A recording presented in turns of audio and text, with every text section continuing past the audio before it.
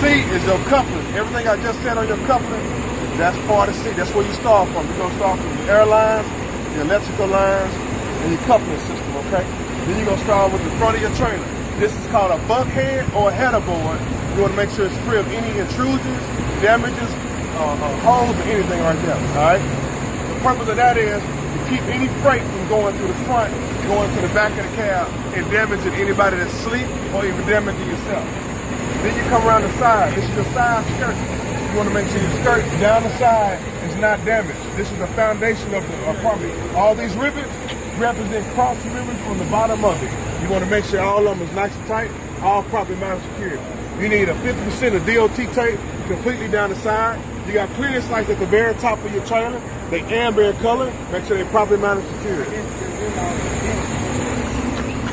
You got your landing gear right here.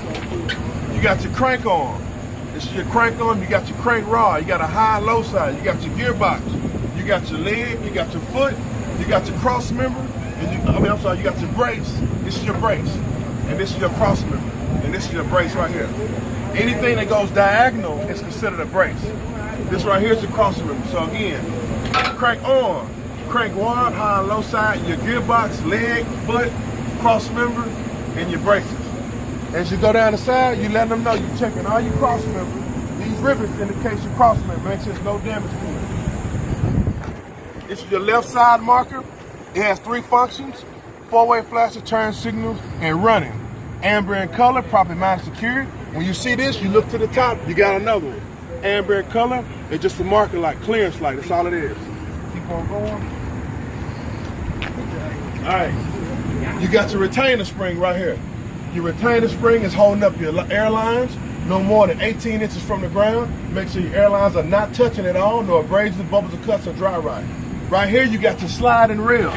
This is your sliding rail. You got your locking pin. You got your release arm. This is your locking pin for your release arm. This whole thing right here is called your cradle. These are your tandem axles. They sit in the cradle. This is your cradle right here. Right here we have your torque bar. You can call it torsion or torque. This is your torque bar. This is your adjustable torque bar. All nuts and bolts are present, properly mounted and secured. This is your control arm. Your control arm locked in with U-bolts. Your U-bolts locked in with your axle right here. This is also your torque bar as well.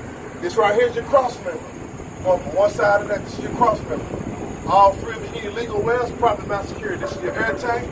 Your air tank is nice and tight. All holes coming to are from a properly mounted security. No abrasive, bubbles, cuts, or dry rot.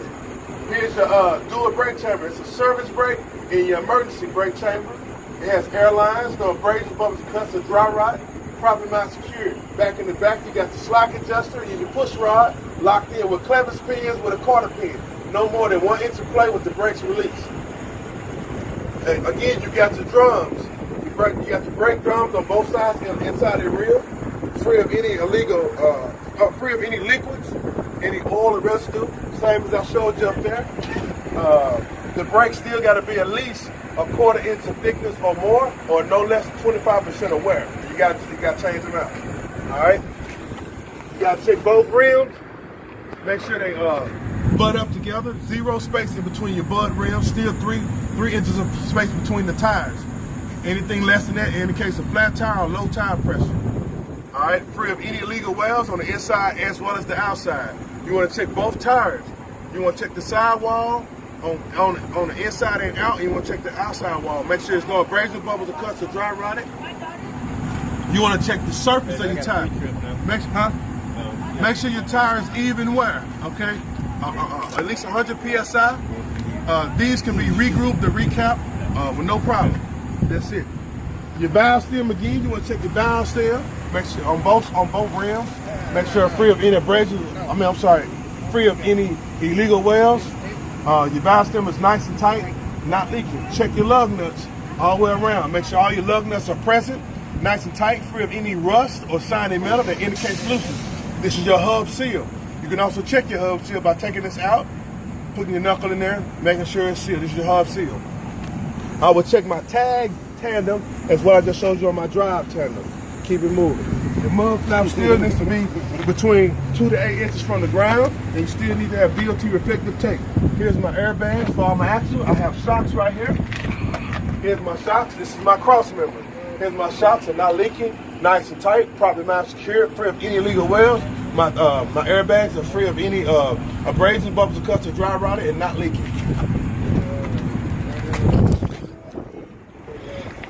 This light right here is just my marker light. Every trailer have this. It's just a marker light. It's letting you know, it's indicating in the dark. It's letting you know the tail end of your trailer. That's all it is. It does not blink. It does not flash. It has no function. It's just a running marker light. Get back to the back. On the very back of your trailer, you're supposed to have 100% DOT tape across the whole top. This is your Icc bumper. Most people call it DOT bumper. But I'm going to say the proper verbiage is Icc bumper. You're supposed to go 100% across the back, okay? You want to check your hinges all the way up, all the way down. Make sure your nuts and bolts are present, properly mounted, secured. You want to check your lower lock and your upper lock and your handle. Make sure it's nice and tight, properly mounted, secured. This right here, this is your brake light. Got 2 functions. This is a brake light and running light. This has 3 functions. Turn signal, 4-way flasher, and your running light. All right? You got to check the clearance lights. You got 1, 2, 3. Like I said, ID lights. You got 3 lights. These are clearance lights. It's red in color. This is a license plate light. It's clear. Make sure it works. This is your license plate. Make sure it's properly mounted, secure, and up to date. That's it.